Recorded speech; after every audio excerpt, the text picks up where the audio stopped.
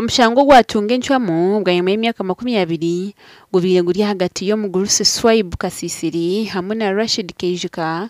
barikutongana n'abantu bana abarimu bya Mugisha Julius Arinitwe, John Nyamugabo, Kabuye Bujoji hamwe n'abagabo Godfrey. Emyaka yoneji bagimaze batongana litaka rya square mayiro 3 erukshango mu Ruhamba Kasiva block ya kabiri proti mukaga buhanguzi omugombora ya Changwari home district ya Chikubi. Enchamo kuzibwa muramizi wa kote nkure ya Hoima jese bya Ruhanga Rujema ayirekere ngo certificate ye cyapa cya bya Mugisha Julius Arinitwe na company ya Deriana Uganda Limited byatungirwa omuvurigo butashyiri. Omuramuzi yaragira kushazamwe byakozwe byona n'abo yabira kigurize abarumu John Nyamugabo, Kabuye Bujoji hamwe n'abagabo Godfrey. Ogo muramuzi hangare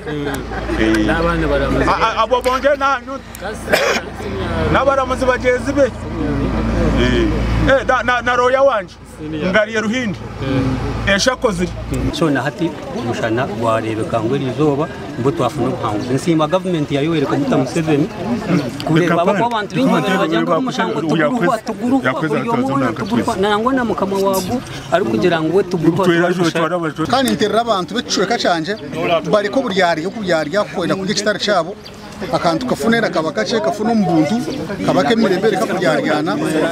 kureta institute mucweka gasha kwa Ambrose n'abagabo katoto.